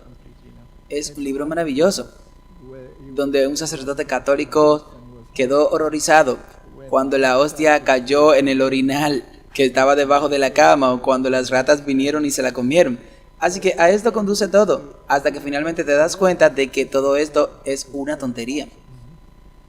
Y los reformadores estaban dispuestos a morir antes que aceptar la doctrina de la transustanciación de Roma. Puedo entender por qué, porque es herejía, es idolatría, ok. Así que la marca de a quién sigues y en quién crees, ya sea que creas que Él es tu creador, que es tu santificador, tu redentor, y tu sello, tu marca de lealtad a esas declaraciones es el sábado. Eso depende de ti como individuo. Así que en el mandamiento del sábado, llamado el sello de Dios, como acabamos de leer, tiene el nombre del creador. Yahvé tiene su título del creador y su territorio, el cielo y la tierra. Y si oras al Padre nuestro y dice, venga tu reino y hágase tu voluntad en la tierra como en el cielo, ¿se está haciendo su voluntad en la tierra ahora mismo? No. Intentarán traer una paz mileniaria e imponer esa voluntad, sí. ¿Es su voluntad o la voluntad de Dios? Es la voluntad papal. Oh, Martín, el mundo está tan engañado. Así que Éxodo 13:9 te será como una señal en tu mano y como un memorial entre tus ojos, para que la ley del Señor esté en tu boca. Entonces, ¿qué debes tener en tu frente y en tu mano? La ley. La ley, ¿eso incluye el sábado? Sí. Debes vivirla. Pensé que era un sello digital. Una identificación digital. Los CBDC. La central de negocios, la banca. ¿No dijo Stratman que lo implementará para finales de año? Sí. ¿Y qué si no lo aceptas? ¿No podrás participar en la economía y será mejor que te mueras de hambre? Así que, si lo implementan, va en contra, debería ir en contra de Dios y debería guardar el domingo y todo eso. Entonces, tienen los medios para imponerlo. Eso es lo que pasa, pero no se convierte en la marca. Los medios son los medios para imponerlo. Sí, porque hemos visto claramente que una marca es para mostrar a qué autoridad pertenece. Así que la ley del Señor debe estar en tu frente y en tu mano. Pero dicen que puede estar en tu frente y en tu mano, no les importa, que simplemente si lo obedeces o si crees que tienes razón. La Iglesia Católica Romana dijo, el domingo es nuestra marca de autoridad. Sé que esto es viejo, pero este es el iceberg a donde nos dirigimos. La Iglesia está por encima de la Biblia y esta transferencia de la observancia del sábado es prueba de ello. Eso es lo que dice la Iglesia Católica Romana. Y el padre Enright dijo, la Biblia dice, recuerda guardar el día de reposo, santificar el día de reposo. La Iglesia Católica dice, no. Por mi poder divino, eso es una blasfemia. Yo abolí el día de reposo y os mando a santificar el primer día de la semana. Y luego dice sarcásticamente que todo el mundo civilizado se inclina ante la obediencia reverente al mandato de la Santa Iglesia Católica. Me niego a hacer eso. Y con suerte habrá un grupo irritante que se juntará y dirán exactamente que esto no es la verdad, es una espina en su carne. Ahora, si una espina te irrita en la carne, ¿cuál es tu tendencia? ¿Qué querrías hacer con esa espina? Arrancarla, deshacerte de ella. Asegúrate de que no vuelva a entrar en tu carne. ¿Nos dirigimos hacia eso? Bueno, ¿no escuchamos cuando tuvimos esa discusión que sería el menor de los dos males? Sí, la mayoría se quedará con esto y será incómodo para los demás. Ok. Así que el domingo es una institución católica y sus pretensiones de observancia solo se pueden defender con base en principios católicos. Y luego dice, desde el principio hasta el final de las Escrituras, no hay un solo pasaje que justifique el traslado del séptimo día al primero. Así que ellos saben que las Escrituras no están en armonía con su tradición. Les di tiempo para arrepentirse, pero ¿lo hicieron? No, no lo hicieron. Así que los pondré en un lecho de sufrimiento. ¿Creen que van a poner al pueblo de Dios en un lecho de sufrimiento? Pero cuando ese barco del Evangelio choque con ese iceberg, habrá un temblor en el barco del Evangelio. Pero habrá quienes tengan sus cinturones de seguridad puestos. Será peor para el iceberg que para aquellos que siguen aferrados al barco. Correcto. Entonces, si los protestantes siguieran la Biblia, deberían adorar a Dios en el día de reposo. Al guardar el domingo, están siguiendo una ley de la Iglesia Católica. Quiero decir que todas son citas católicas. Es interesante que se refieran a él como el día de reposo. Sí, pero están mintiendo, por supuesto. Bueno, lo cambiaron. ¿Recuerdas que había un video que circulaba sobre el nuevo Papa que decía guardar el Sábado Santo? Sí, ese es solo uno de sus días de liturgia. ¿Podría explicarme un poco? Porque eso confundió a mucha gente. Sé que no deben confundirse porque la Iglesia Católica nunca ha negado exactamente que el sábado sea el verdadero, el día santo, pero los dirigirán al domingo, al que llaman el día del Señor. ¿Por qué? Porque ellos dicen que tienen la autoridad para cambiarlo, correcto, y te lo recordarán una vez al año, que Dios en realidad tuvo un día diferente, y luego en su sistema es un sábado santo donde conmemoran el descanso de la creación y el descanso sí. Así que lo que en realidad están haciendo es una blasfemia. Porque dicen que sabemos cuál es el día. Aquí lo tienes, déjame contártelo, no te preocupes por eso. Por favor, que nadie deje de trabajar porque solo estamos recordándoles que lo hemos cambiado, pero vamos a obligarlo a dejar de trabajar el domingo. Sí, en realidad es humo, es una vergüenza. Así que el protestantismo, al descartar la autoridad de la Iglesia Católica Romana, no tiene ninguna buena razón para su teoría del domingo. Y debería, lógicamente, mantener el sábado como día de reposo. Interesante. Esta es la revista American Quarterly Review. Y luego lo dicen abiertamente. La mayoría de los cristianos asumen que el domingo es el día de adoración aprobado bíblicamente, pero la Iglesia Católica Romana protesta porque trasladó el culto cristiano del sábado bíblico al sábado. Incluso lo ponen entre paréntesis para que no te olvides del domingo. Y tratar de argumentar que el cambio se hizo en la Biblia es deshonesto y una negación de la autoridad católica. Ahora bien, ¿no utilizan los protestantes la Biblia? Sí. Quiero decir, teníamos a Douglas Wilson y Lennox diciéndonos que no, que era una transferencia en la Biblia. Y citan textos totalmente fuera de contexto, sí. Entonces, si el protestantismo quiere basar sus enseñanzas en la Biblia, debería celebrar su culto el sábado. Entonces, el catecismo de los conversos dice, ¿cuál es el sábado? El sábado es el día de reposo. ¿Por qué observamos el domingo? Porque la Iglesia Católica lo trasladó al domingo. Y luego, en sus Laudato Si, el Papa dice que el domingo es como el sábado judío, lo cual es una absoluta tontería porque el sábado existía mucho antes de que hubiera judío en Oriente. Es para la humanidad. Se supone que es un día que sane nuestra relación con Dios, con nosotros mismos, con los demás y con el mundo. La ley del descanso semanal prohibía trabajar el séptimo día. Y luego entra en detalles sobre por qué fue así. Y luego dice que hay que guardar el domingo. Ok. Entonces, están borrachos de su propio vino. El vino de Babilonia. Sí, creo que tiene un trago o dos en ese vino. Bueno, el último papa ha bendecido el cubo de hielo para poder usarlo en su bebida. ¿Crees que encajará? Era una bebida bastante grande, un vaso bastante grande que no necesitará porque es un gran bloque de hielo. De todos modos, recuperando el sábado. Y este es ahora Brett McLean. Ya hemos mostrado esto antes. Y estas despreciables cartas detrás del SJ Sociedad de Jesús, Jesuitas. Luego nos dice con toda franqueza que este artículo que está escribiendo aquí sostiene que el modelo religioso estatal de cooperacionismo permitiría una legislación civil para proteger el sábado. No este sábado bíblico, sí, su sábado. ¿Quieren entonces que la iglesia y el Estado colaboren con esta cuestión? Definitivamente. Entonces, habla de la Declaración de Derechos y dice, afortunadamente, ya sabes, países como Alemania reconocen el bien común universal, así que esta legislación donde el republicanismo y la separación de la iglesia y el Estado entran en conflicto con esta ideología. Afortunadamente, las demás naciones de Europa no están limitadas por estos llamados documentos republicanos. Y luego, la tradición judeocristiana puede ser la fuente de defensa de las leyes del cierre del domingo. Y ya ves, ahora están hablando del domingo. Sin embargo, un descanso semanal de la economía beneficia a todos los ciudadanos, así que ahí está vuestro bien común. Bien común.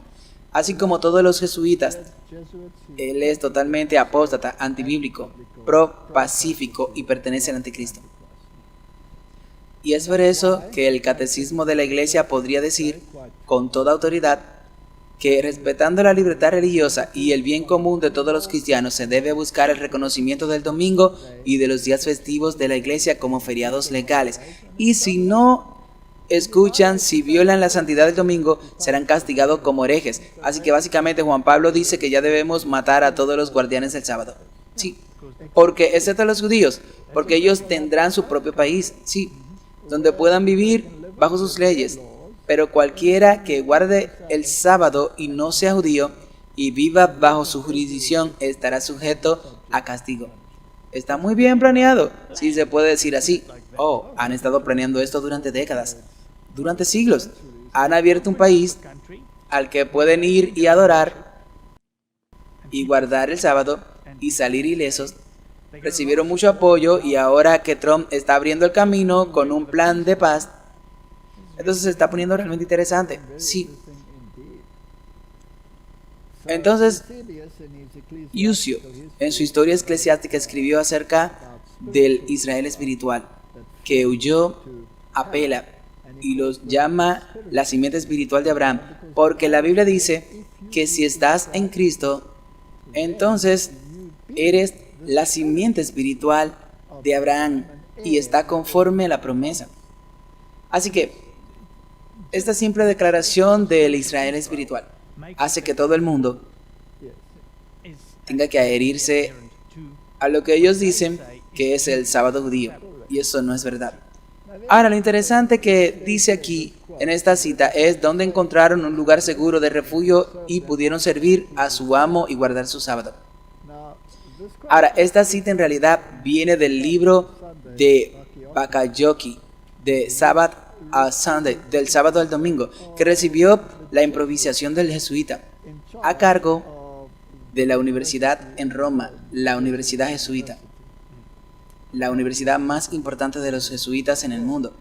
Y él era el único protestante al que se le permitió hacer una tesis de esta naturaleza, porque bíblicamente mostró muy claramente que el sábado había sido cambiado y Roma no tiene ningún problema con eso. No, es en realidad, bueno, lo disfrutan. Sí, hemos visto todo eso. Entonces le dieron su sello de aprobación. Una cosa desafortunada en los últimos capítulos es que se refiere al domingo como el día del Señor sin ninguna prueba bíblica. En realidad es por eso que la Iglesia Católica Romana probablemente dio el sello, porque si no hubiera estado allí, no lo habrían dado. Sí, esto es un poco problemático, pero sea como sea, los jesuitas aprobaron todo lo que estaba escrito allí. Y si dijéramos lo mismo, ¿también lo aprobarían, como vimos? Sí, porque excepto que no diría lo último, bueno, me quedaría con el Día del Señor bíblico, exactamente. Entonces, ¿qué dijeron realmente los protestantes acerca de las escrituras? Bueno, los presbiterianos en sus documentos afirman que no hay registro, ningún mandato que autorice un cambio del día primero a observar el último día. Bueno, ellos lo reconocen. Lo mismo ocurre con los metodistas. Tomemos el caso del domingo, no hay ningún pasaje que diga a los cristianos que deben guardar ese día. Entonces mi pregunta es, Martín, ¿por qué los protestantes modernos siguen citando textos cuando los metodistas dicen que no hay texto, porque lo distorsionan y lo sacan de contexto. Entonces no hay ningún texto que transfiera el sábado judío al primer día de la semana. Los anglicanos dicen lo mismo. Mucha gente piensa que el domingo es el día de reposo. Ni en el Nuevo Testamento ni en la iglesia primitiva hay nada que sugiera que tenemos derecho a transferir la observancia. ¿No es eso interesante? El Shabbat era cada sábado y no el domingo. Ese es su documento anglicano. Los bautistas, y por cierto, está en el manual bautista, no podría haber nada mejor que eso. Había y hay un mandamiento de santificar el sábado, pero ese día de reposo no era el domingo. No hay ninguna evidencia bíblica de que se realizó el cambio, ¿verdad? Ninguno. Así que, cuando miramos los textos, sí, los que los protestantes modernos intentan utilizar bajo la instigación de la enseñanza jesuita, entonces citarán estos 8 versículos. Mateo 28:1. Y al fin del sábado, cuando ya amanecía para el primer día de la semana, vinieron María Magdalena y la otra María a ver el sepulcro. ¿Eso cambia el día de reposo? No, esa es una afirmación histórica. Bueno, ¿por qué no vinieron el sábado, que fue después de la crucifixión? Porque descansaron el día de reposo y guardaron los mandamientos conforme a la ley. Sí, ok. Así que eso es una declaración histórica. Bueno, creo que no está ahí arbitrariamente, creo que está ahí a propósito. Ok. Y cuando pasó el sábado, dice Marcos, y en realidad te dice eso, que María Magdalena, madre de Santiago, había traído especia aromática para que vinieran a ungirlo. Entonces era un día laboral común para ellos, ¿verdad? El domingo sí, pero no lo hicieron en sábado, así que es solo un hecho histórico. No hay ningún cambio de culto aquí. No, en realidad se trata de reconocer el sábado. Y luego Marcos también dice, y muy de mañana en el primer día de la semana llegaron al sepulcro al salir al sol. Esta es una declaración histórica. Lucas dice ahora que el primer día de la semana, muy temprano por la mañana, vinieron al sepulcro trayendo las especies aromáticas que habían preparado y algunas otras cosas consigo. Declaración histórica. Ahora la cosa se pone interesante. Juan 20, versículo 1. Y en el primer día de la semana vino María Magdalena temprano, cuando todavía estaba oscuro, al sepulcro, y vio la piedra que estaba quitada del sepulcro. Así que lo que es interesante aquí es que mientras aún estaba oscuro, porque el sábado va de puesta de sol a puesta de sol, así que cuando el sol se puso después del sábado, ellos pudieron haber partido en ese momento. Sí, como en el primer día no podrían ver nada. Estaba muy oscuro, demasiado oscuro, y no tenían luz en las calles en ese punto. Tampoco tenían linterna, solo una antorcha.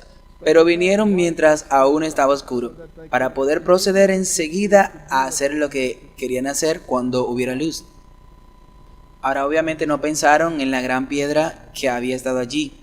Solo querían llegar al cuerpo de Jesús. Entonces veamos esto. Entonces aquel mismo día por la tarde, porque Jesús había dicho, no me toques, no he subido a mi Padre. Así que él le dijo eso al ladrón a la derecha, que dijo, acuérdate de mí cuando llegues a tu reino. Y Jesús dijo, de cierto te digo que hoy estarás conmigo en el paraíso. De cierto te digo que hoy estarás en el reino. Eso es, echa por tierra ese argumento, porque obviamente él no había estado con el Padre todavía. Así que no hay forma de ir directamente al cielo después de la muerte. Luego el mismo día por la tarde. Así que Jesús había resucitado. Él dijo, no me toques, aún no he subido a mi Padre. Voy y volveré. Id y avisadle a los discípulos. Así que aquella misma tarde, que era el domingo por la tarde, siendo el primer día de la semana, las puertas del lugar donde los discípulos estaban reunidos por miedo a los judíos, entonces tuvieron una sesión de adoración para celebrar la resurrección. De nada, estaban escondidos. No tuvieron miedo el día de reposo, porque sabían que los judíos le harían lo mismo, sí. Pero estaban bastante asustados el primer día de la semana y entonces se reunieron para esconderse. Así que esto no es una reunión de la iglesia, definitivamente no, esta es una reunión de miedo. Entonces Jesús se presentó en medio de ellos y les dijo, paz a vosotros. Ok. Así que aquí no hay culto dominical, no. Ok, Hechos 27. Y el primer día de la semana, reunidos los discípulos para partir el pan, Pablo les predicaba, estando dispuesto a partir al siguiente día, y continuó su discurso hasta la medianoche. Oh, entonces estaban celebrando un buen servicio religioso allí, ¿verdad? Ahora vamos a desempaquetarlo con cuidado. Cuando los discípulos se reunían para partir el pan, hay textos paralelos que dicen que se reunían todos los días para partir el pan. Sí, cada día que venían. Sí, eso no hace que este día sea especial. Y Pablo les predicó que estarían listos para partir al día siguiente. Entonces, ¿cuándo se juntaron? Después de irse el sábado. Sí, terminaron el sábado, se reunieron para tener una comida y bueno, llegó Pablo y continuó su discurso hasta la medianoche. Así que pues el sábado finalizó el sábado por la tarde, sí, al atardecer, y predicó hasta la medianoche. Ahora otro texto te dirá que había muchas luces allí porque ya estaba oscuro. Entonces lo que tuvieron fue una reunión de la iglesia después del atardecer. Pero el papado no celebra el domingo de puesta de sol a puesta de sol, porque eso sería un poco demasiado bíblico incluso para otro día. Así que lo cambiaron de medianoche a medianoche, ¿ok? Ahora, si este era un día tan sagrado y había reemplazado al sábado, entonces mi pregunta es, ¿qué iba a hacer? ¿Por qué predicó hasta la medianoche del primer día de la semana? En otras palabras, después de la puesta de sol, del sábado, hasta la medianoche, porque les dijo, mañana me voy a un largo viaje. Entonces, ¿iba a violar su domingo emprendiendo un largo viaje? Sí, lo habría hecho si eso hubiera querido mantenerse sagrado. Ok. Y habían guardado el sábado todo aquel día, y ahora están reunidos hasta la medianoche, y el pobre viejo Uticos estaba un poco cansado y se cayó por la ventana, ¿ok? Así que todo este drama ocurrió en la noche del sábado. Sí, no fue un servicio dominical. Y ahora la recolección. 1 Corintios 16. En cuanto a la ofrenda para los santos, haced vosotros también de la manera que ordené en las iglesias de Galacia. Cada primer día de la semana, cada uno de vosotros ponga aparte algo. Ahora, algunas de las traducciones dejarán claro que esto no sucede en el ámbito de una iglesia, sino en casa. Así que cada uno puso en casa su ofrenda. El primer día. Que Dios os haya prosperado. No habrá reunión cuando yo venga. No quiero la recoleta de la iglesia cuando venga. Así que estas personas ganaban su salario semanalmente. Recibieron su salario un viernes. Eso fue el día de preparación. No había tiempo para trabajar en las finanzas porque se acercaba el sábado. Después del trabajo, prepárate rápidamente para guardar el sábado. Y luego cuando termine el sábado, podría ser el sábado por la noche, después del atardecer. Bueno, entonces puedes ir y decir, ¿cuánto estoy dispuesto a dar de este salario al Señor? Apártalo en tu casa. Esto no era un servicio religioso, esto era una distorsión total de los hechos. De hecho, debían hacerlo en casa y guardarlo allí. Y no se lo den a nadie. Y luego cuando venga, todos puedan traer su donativo para la iglesia. Y el otro texto en el que todos ponen sus esperanzas en Colosenses 2. Estamos haciendo esto solo para completar, porque lo hemos hecho muchas veces. Vamos a repasarlo, solo para ponerlo en el paquete. Se habla aquí de la escritura de ordenanzas. No se puede leer Colosenses 2.16 sin leer 2.14, ¿correcto? O sin leer Efesios, donde se refiere a la misma escritura de ordenanzas que era la ley de Moisés, el cual no estaba en el arca, sino al lado del arca. Es la ley ceremonial. Y afirma que esta escritura de ordenanza, la ley ceremonial, fue clavada en la cruz. Y eso fue escrito contra ellos, sí. Y despojando a los principados y a las potestades, los exhibió públicamente, triunfando sobre ellos en la cruz, porque había cumplido la ley ceremonial. El triunfo sobre ello se convirtió en mediador. Él había pagado el precio por el pecado. Así que nadie os juzgue en comida o en bebida, o en cuanto a días de fiesta, luna nueva o días de reposo, en plural, días. Ahora bien, algunas de las traducciones modernas con influencia católica romana usarán el día de reposo con letra mayúscula y no en plural como aquí, días de reposo. Y esos días de reposo tenían que ver con comer y beber, así que eran leyes ceremoniales y no tenían nada que ver con el sábado, el séptimo día de Dios, que no tenía nada que ver con comer o beber. Entonces, ¿a qué se referían? Eran una sombra de lo que vendría. ¿Qué era la sombra de qué? Del cuerpo de Cristo. Así que apuntaba hacia Cristo. Que nadie os prive de vuestra recompensa con una humildad voluntaria y con adoración a los ángeles, entrometiéndose en cosas que no ha visto vanamente inflado por su mente carnal. Así que la ley ceremonial referente al sacrificio de Cristo con sus sábados ceremoniales ya no son vinculantes, nada que ver con el sábado, nada que ver con el sábado semanal. Así que cuando Apocalipsis nos advierte en el mensaje del tercer ángel que debemos evitar la bestia y su imagen y la marca de la bestia en la frente, la bestia y la imagen es el mismo tipo de sistema que gobernaba en la Edad Media. La Iglesia y el Estado se unen. Y hoy tenemos a la América protestante diciendo que la Iglesia y el Estado deben unirse y que debemos introducir una legislación moral, incluyendo lo que discutimos con Lennox y con Douglas Wilson, incluyendo el sábado, su domingo. Y por eso hay que evitar esa imagen. Ahora, la imagen es algo que se parece al original. Y el protestantismo se parece mucho al original. Porque básicamente, al unirse con Roma, dejó de lado la mediación de Cristo y aceptó la mediación espitémica. Lo que significa que son muy parecidos al original. El original es el catolicismo romano, exactamente. Así que no debemos aceptar la marca, y dijeron que nuestra marca de autoridad es el culto dominical.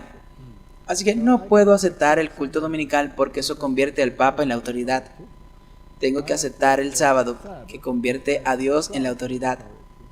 No puedo aceptar la mediación de un Papa, o de una iglesia, o de un caminar por un laberinto, o ejercicio de la yola, hablando con demonios y pretendiendo que son ángeles o María o lo que sea. Mi mediación viene de Cristo y solo de Cristo. Así que esta imagen de la bestia, este conglomerado de falsas enseñanzas mezclada con el poder del Estado, tengo que evitarlo. Y tengo que evitar la marca de la bestia donde la propia bestia dice que es domingo. Pues bien, si lo hacéis, entonces beberéis del vino de la ira de Dios, que se vierte sin mezcla. En otras palabras, no habrá piedad. Se acabará. Esta es la prueba final. Este es el iceberg, lo que tenemos aquí adelante que afrontar. Y en Apocalipsis 18 se nos dice que el sistema, esta imagen de la bestia, se ha convertido en una casa de demonios. Sí. Entonces, porque no predica el evangelio de Cristo, no están predicando el evangelio original de Jesucristo y parecen una autoridad cristiana, invocan el nombre de Jesús, pero eso no te hace cristiano. El catolicismo invoca el nombre de Jesús, pero niega la expiación, ¿ok? El protestantismo cree que invocando al Espíritu Santo, que se supone debe guiarte al arrepentimiento y a la fe en Jesucristo, recibirás empastes de oro y mucho dinero y prosperidad aquí en la tierra y el poder de gobernar sobre todos los demás, lo cual es tan ridículo como lo que creía Roma en la Edad Media. Sí, el mismo problema. Entonces, ¿qué sucede cuando reemplazamos el evangelio simple con esto? Pues bien, os convertiréis en guarida de todo espíritu inmundo y albergue de toda ave inmunda aborrecible. Es un espíritu santo falso, un espíritu inmundo que te está llevando por mal camino y te está llevando a aceptar un espíritu espurio de obediencia, a una obediencia bíblica. ¿Por qué? Porque las naciones se han embriagado con el vino del furor de su fornicación. Han bebido sus doctrinas y están dispuestos a hacer concesiones en ese sentido. ¿No han transigido en cuanto a la doctrina de la justificación? Sí, ya han hecho todo este compromiso, todo está hecho. y los reyes de la tierra han fornicado. No se están uniendo la iglesia y el Estado, definitivamente. Y los mercaderes de la tierra se han enriquecido con la potencia de sus delicadeces. ¿Vemos eso? Bueno, en la segunda parte podemos demostrar todas estas cosas que realmente están pasando. Y entonces oí otra voz del cielo que decía: salid de ella, pueblo mío. No tengas nada que ver con un sistema falso de adoración que comprometa tu fe en Cristo. Así que vamos a terminarlo, Martín. El sábado será la gran prueba de la lealtad, porque es el punto de verdad especialmente controvertido. Cuando la prueba final llegue a los hombres, entonces se trazará la línea de distinción entre aquellos que sirven a Dios y aquellos que no le sirven. No es un problema solo del día, es un paquete completo. ¿De quién es la autoridad, verdad? Aquí es donde caen aquellos que presentaron las verdades del mensaje del tercer ángel que dice no aceptar la marca de la bestia, sino la justicia de Cristo. Y a menudo han sido considerados como meros alarmistas. Sus predicciones de que la intolerancia religiosa ganaría el control de los Estados Unidos y que la iglesia y el Estado se unirían para perseguir a quienes guardan los mandamientos de Dios han sido declaradas infundadas y absurdas. Martín, ¿no hemos demostrado una y otra vez que no son infundadas ni absurdas y que ahora se están poniendo aún más en línea? Entonces nos encontraremos con un iceberg. Está más adelante. Así que Martín, afrontemos el iceberg.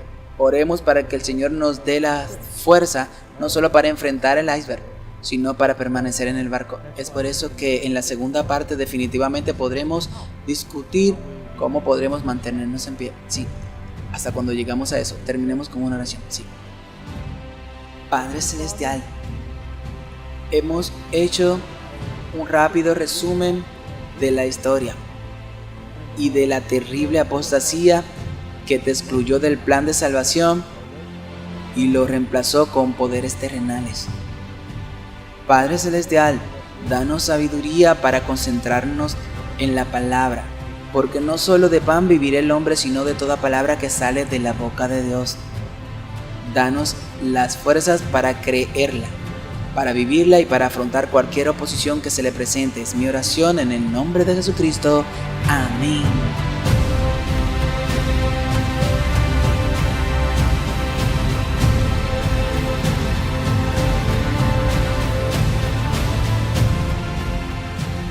Sincera gratitud por su amable aliento, oraciones continuas y generoso apoyo financiero.